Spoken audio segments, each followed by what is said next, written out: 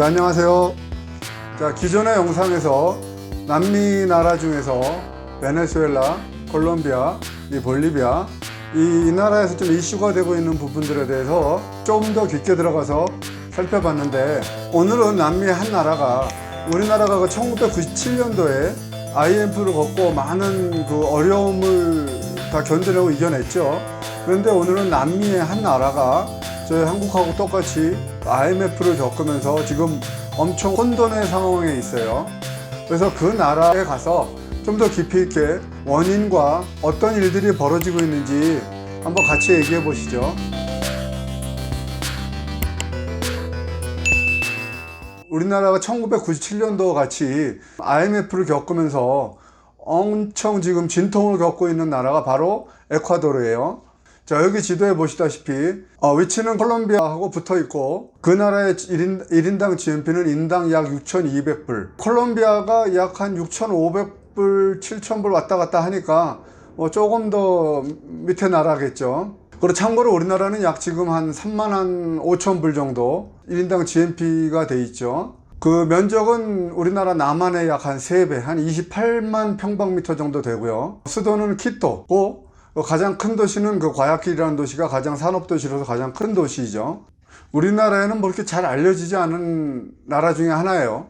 자, 그런데 이 나라가 2019년 10월 3일 날 국가 비상사태를 선포를 했어요. 그래서 이후에 이 사태에 대해서 반대하는 지금 엄청난 그 시위하고 폭동 상황이 지금 전개되고 있어요. 그래서 지금 우리나라 외교부에서는 지난 10월 8일 날, 2019년 10월 8일 날 에콰도르 전역을 여행경보 2단계, 그러니까 여행 자제 지역으로 다 지금 선포가 돼 있으니까, 혹시라도 여행을 계획하셨거나 하시는 분들은 지금 상황에 대해서 좀 고려를 하시는 게 좋을 것 같고, 또 물론 그 에콰도르에 계시는 그 저희 교민들도 물론 신변 안전에 주의를 더 많이 기울이셔야겠죠. 자, 여기가 이렇게 시위가 발생하고 있는 그 원인이 무엇인지 한번 같이 보시죠. 일단 지금 현재 레닌 모레노 대통령이 있는데, 그 이전에 전 대통령부터 재정 적자가 엄청 쌓여 있었어요. 또한 그 국제유가가 하락되는 바람에 그 재정 수입이 확 줄어들었죠. 그러므로 그 외채를 갚을 만한 그 외환 보유고가 없으니까 우리나라 똑같은 상황이에요. 올 3월에 IMF 자금을 쓰기로 결정을 했죠. 그렇지만 우리나라도 마찬가지로 IMF 자금을 걔네들이 쉽게 주나요? 걔네들이 요구하는 경제 조치를 다 따라야 되잖아요. 그 조치를 10월 1일 날 대통령이 19개 개혁 조치에 대해서 이제 발표를 한 거예요. 그 내용을 보면은 산업하고 농업 분야의 수입관세 철폐 혹은 부분이나, 그리고 또 핸드폰 수입관세 철폐, 일부 생산활동을 위한 일부 금액에 대한 그 차량에 대해서 수입관세 철폐, 결국은 미국의 시장 개방하라는 거죠. 우리나라랑 똑같죠. 그리고 이제 국내에는 그 세제개혁, 연금 관련한 세제개혁 관련한 그 조치사항들 또 발표했고요. 그리고 이제 노동시장 쪽에서는 그 임시직을 이제 재계약 시에는 지금 현재 임금의 20%를 삭감해서 재계약해라. 또 연휴가도 30일에서 15일로 대폭 감소. 자, 이런 조치들이 우리나라랑 똑같아요. 왜냐하면 시장 개방하고, 그리고 나서 시장 개방이 되면은 노동시장의 유연성을 확보해가지고 또 이익을 얻겠다는 얘기죠. 이제 그런데 이제 시위가 이 격발하게 하는 조치가 바로 유류세 보조금에 대한 철폐예요. 그러니까 왜냐하면 이 에콰도르에서는 지난 40년 동안 보조금을 지급했었거든요. 그러니까 남미의 다른 나라에 비해서 비교적 싼 유가로 공급되고 있었는데 이거를 철폐하는 거죠. 그런데 정부에서는 이제 이런 조치가, 자, 지난 올 2월에 이미 IMF하고 IMF 자금 42억 불을 쓰기 위해서 이미 합의된 사항들이고, 또한 이 유류 보조금으로 인해서 연간 재정 지출 금액이 13억 불이다. 어쩔 수 없다. 이거는 안정적인 재정 확보를 위해서 그 조치를 감행해야 한다라는 주장을 하고 있는 거죠. 그래서 현재는 지금 이미 9억 불을 받았어요. 그런데 이제 또 여기에도 지금 의혹이 제기되고 있죠. 이 금액의 일부를 이 대통령이 착복하고 있다라는 의혹을 받고 있는 거예요.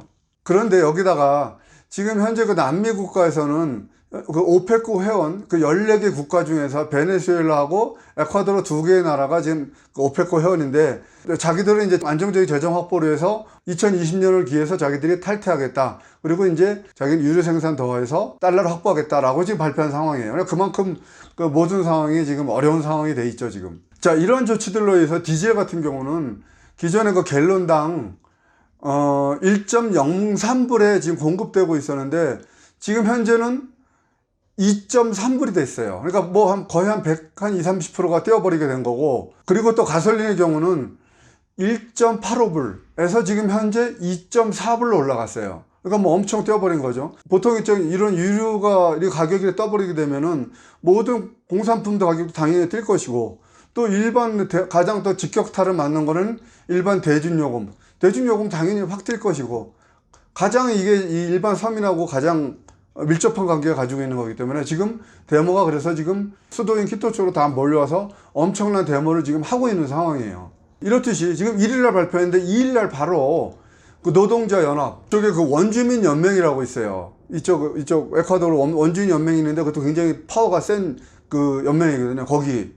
그리고 총운수연합회, 또 야당, 학생, 지금 모두 다 지금 파업을 하고 있어요. 그리고 총운수연합에서는 2일날 바로 발표를 하면서 3일부터 총파업에 들어가겠다고 선포를 했었죠. 이에 10월 3일날 바로 레닌 모레노 대통령은 에스타도 데 에셉시옹, 그러니까 한국어 말하면 국가 비상사태를 선포한 거예요. 그러니까 지금 이런 상황이 이렇게 되다 보니까 지금 레닌 대통령이 처음에 그 당선될 때 70%의 지금 엄청난 지지도를 받고 당선을 했었는데 지금 지지도가 30% 밑으로 지금 돌고 있는 상황이에요. 자, 그래서 지금 이게 지금 원주민 연맹들이 지금 수도인 키토까지 다 와가지고 지금 데모하고 있고, 학생, 야당, 뭐 운수연합회 모두가 지금 데모가 엄청 심하게 하고 있어요. 지금 현재까지 지금 상황으로는 수십 명의 부상자뿐만 아니고 사망자가 5명이 지금 발생됐어요. 현재까지요. 그러니까 그 정도로 지금 데모가 심하게 하고 있고, 그럼 대통령은 지금 수도인 키토를 버리고 가장 큰 도시인 과야킬, 그러니까 이쪽이 그 산업도시예요. 자본가들이 많이 있는 산업도시로 지금 그 피신한 상태가 돼 있어요. 그 정도로 좀 심각한 상태니까 혹시 여행 가시는 분들은 가시는 시기를 다시 재조정하시는 게 좋을 거예요. 이 에콰도르는 예전부터 그 원주민 연맹들의 힘이 굉장히 세가지고 얘네들 데모에 참여할 경우에는 이 파워가 엄청나게 폭발적으로 커진다고 하더라고요. 이 나라의 경우는. 근데 지금 걔네들이 지금 키토까지 와 있어요, 지금. 자, 지금 이런 상태로 지금 에콰도르가 상황이 지금 굉장히 심각한 상황이에요. 그래서 이제 사실은 국가 부도를 막기 위해서 그 IMF가 요구하는 요구사항들 다 받아들이면서 자금을 쓰기로 한 것까지는 이해는 되는데, 그런데 이 국민들의 저항이 이렇게 나올 수 있는 엄청난 조치들에 대해서 합의하기 전에 좀 더 신중한 판단을 했었어야 되지 않냐 생각을 해요. 자, 그런데 뭐 아르헨티나 상황이나 남미의 기존의 상황에 봤을 때 이러한 IMF와 합의한 조치가, 남미에서는 이러한 조치가 경제 개혁으로 해서 안정적인 그런 경제를 이끌어 나가는데 적절한 조치가 아닐 수 있다라는 분석들도 많이 나오고 있어요. 자, 사실은 우리나라도 예전에 1997년도에 IMF가 됐을 때 우리나라하고 한번 비교를 해보면은, 우리나라가 1997년도에 그 IMF 상황이 됐을 때 그 당시에 한국은 엄청난 경제 성장을 하고 있는 상황이었었어요. 그런데 현재 많은 의심을 하고 있고 일부 영화까지 나와 있죠. 국가 부도의 날. 자, 거기서도 얘기하듯이 우리나라 한국이 이렇게 IMF를 닥쳐서 엄청난 시련을 겪은 게 그 배후 세력을 지금 미국으로 지목하고 있죠. 그 당시의 상황은 뭐 아시는 분은 아시겠지만 우리나라가 총 빚이 1,500억 불이었었어요. 그런데 그 당시에 우리나라 외환 보유고가 40억 불이었잖아요. 그때 김영삼 정부였죠. 그래서 이제 어쩔 수 없이 IMF 구제금융 210억 불을 받기로 하고 IMF의 조치 사항을 받아들인 거였죠. 지금도 이제 그런 얘기들이 나오잖아요. 당시에 우리나라의 그 부채를 벗어나기 위해서는 두 가지 방법이 있었죠. 하나는 미국이나 일본이나 이런 그 당시에 엄청난 외환 보유고를 가지고 있던 나라들부터 그 차입을 받아서 해결하는 방법. 그 방법은 뭐 우리가 이자만 더 주면은, 단기 차입이니까 이자만 더 주면은 충분히 해결할 수 있었던 상황이었죠. 당시에 우리나라가 일본에게 자금 차입을 요청을 했는데 자금 차입을 해주는 거를 거절을 했죠. 그게 바로 자금 차입을 해주지 말라는 미국의 압력이 있었다라는 지금 의혹이 지금 제기되고 있는 상황이에요. 자, 그러면 그 당시에 미국의 의도가 뭐였냐? 우리나라가 경제적으로 굉장히 성장하는 시기였고 그런 상황이었는데, 뭐 우리나라뿐만 아니고 뭐 태국하고 그 당시에 아시아 몇 개국 나라가 다 IMF로 박살났잖아요. 그러니까 왜 그러냐면 미국의 의도는 뭐였냐면 한국의 자본시장을 개방하라는 거였죠. 왜냐하면 당시에 잘 커나가고 있으니까 아주 좋은 먹잇감이었죠, 한국이라는 나라가. 그런데 당시에는 우리나라가 자본시장을 개방하지 않고 있었어요. IMF 그 구제금융을 받기 전까지. 왜냐하면 그 당시만 해도 그 당시에는 기업의 주식에 투자할 수 있는 게 외국인들 경우는 25% 이상을 못 넣게 돼 있었어요. 어떤 기업에 대해서 경영권을 확보하기 위해서는 50% 이상을 먹어야 되는데 그걸 못하니까 결국은 미국은 한국이 IMF의 구제금융을 받게 만들려고 했었죠. 그래서 일본에게 돈을 빌려주지 말라고 했고 결국은 IMF 구제금융을 받게 됐고 구제금융을 받게 되면 결국은 IMF가 요구하는 걸 다 받아들여야 되잖아요. 그래서 자본시장을 개방한 거 아니에요, 그 당시에. 자, 그러면 자본시장을 개방을 했어요. 자, 그 다음에 요구한 게 뭐냐? 노동시장의 유연성. 노동시장의 유연성이 뭐예요? 결국은 정리에 쉽게 할 수 있게 법적인 그 장치를 마련한 거죠. 왜냐? 생각을 해보세요. 미국 애들이 와서 기업을 인수했어요. 기업을 먹었어요. 주식 사가지고. 적대적 인수합병이라고 그러죠. 싼 가격에 먹어서 그걸 비싼 가격에 팔려면 안에 있는 인원들을 빨리 대량 해고를 해야 될 거 아니에요. 자, 그렇기 때문에 이제 그거를 편하게 해서 노동시장 유연성을 확보한다 해가지고 정리해고 쉽게 할 수 있게 요청을 했죠. 자, 그럼 그 다음에 요청한 게 뭐예요? 외환법 개정을 했잖아요. 왜냐면은 얘네들이 싸게 먹어서 비싸게 팔아가지고 정리해고 싹 시키고 팔으면 이 돈 가지고 나가야 되잖아요. 그러니까 외환 그 송금 쉽게 할 수 있도록 만들었죠. 자, 이게 다 그러니까 그 당시에도 미국 월스트리트나 이런 쪽에 얘네들이 투자가들이 미국 정부에 압력을 넣은 거죠. 그러니까 미국 정부에서 일본에서 돈 빌려주지 말게 하고 우리나라 IMF 빠지게 만든 거죠. IMF가 가장 파워가 센 데가 누구예요? 미국이잖아요, 미국. 뭐 속된 말로 자본시장 깡패 아니에요. 그 IMF를 이용해서 자기가 요구하는 걸 다 받아들이게 해서 뭐 팔 거 다 팔고 이제 다 빼먹은 거죠. 결국은 근본적인 그 배경은 미국에 있다고 지금도 많이 의혹을 제기하고 있는 상황이죠. 근데 이제 그 당시에 이제 우리나라 같은 경우는 좀 전 세계적으로 유례 없이 그 IMF를 빨리 벗어나기 위해서 국민들이 집안에 있었던 금을 모아가지고 그 금을 해외에 팔아서 그 달러를 받아서 그 달러로 IMF 차입한 돈을 갚는 그런 운동까지 일어날 정도로 하긴 한국 국민들은 그 당시에 굉장히 단합력을 보여준 건 사실이에요. 그래서 국민적인 단합도 있고 그래서 그 2001년도에 모든 차입금을 다 갚았죠. 그래서 이제 IMF를 벗어날 수가 있었죠. 원래는 그게 2004년도까지 갖게 돼 있는데 그 3년 일찍 돈을 갚고 이제 IMF를 벗어나게 되는 거죠. 그래서 한국이 이렇게 외환위기를 벗어나고 현재는 외환보유고가 약 4천억 불 정도로 세계에서 한 9위 정도 수준으로 지금 우리나라가 안정적인 외환보유고를 유지하고 있어요. 근데 이제 지금 이런 상황들이 결국에는 어떤 식으로든 간에 미국의 이익을 위한 뭔가가 작용이 됐을 거라고 저도 의심을 하고 있어요. 근데 지금 그 에콰도르 상황도 한번 보면은 지금 자본시장 개방하게 만들고 노동시장을 유연성 있게 만들고 그렇잖아요. 그렇게 되면 그게 이제 결국은 그 미국의 이익이 되는 뭔가가 조치가 같이 이루어졌다고 볼 수밖에 없는 거죠. 오늘은 그래서 지금 에콰도르 상황이 이렇게 지금 심각하게 발생되는 원인하고 지금 현재까지 어떻게 되어 있는 상황하고 이 상황이 우리나라에 봤을 때 비교해 봤을 때 뭔가는 지금 유사한 상황들이 있다.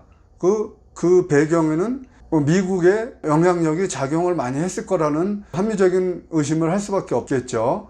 자, 이렇듯 엄청난 심각한 상황인데도 다행스럽게 일요일 날 10월 13일 날 정부하고 특히 그 원주민 대표하고 전격적인 합의가 이루어졌어요. 그래서 유류세 보조금을 철폐하겠다는 거를 그 조치를 대통령이 번복해서 취소를 한 거예요. 그래서 그쪽 그 원주민 대표들도 이제 이 데모를 그만두겠다라고 서로 간에 전격적인 합의가 10월 13일 날 이루어져서 지금 현재 앞으로는 시위나 폭동 상황은 조용해질 거라고 생각이 되지만 아직은 좀 더 두고 봐야 될 상황이라고 좀 생각이 돼요. 자, 그런데 지금 이 상황 자체는 어쨌든 간에 국민의 강력한 저항으로 정부가 손을 든 형국은 맞지만 이게 전격적인 합의가 맞다 해서 에콰도르의 위험이 해결됐다라고 보기는 어렵겠죠. 지금부터 더욱더 강력하게 정부와 국민이 단합하지 않는다면은 IMF를 이겨나가기 어렵고 지금보다 훨씬 더 혼동된 상황이 될 수도 있다는 것을 에콰도르 국민들은 명심하고 더욱더 단합된 모습을 보여줘야 될 거라고 생각이 돼요.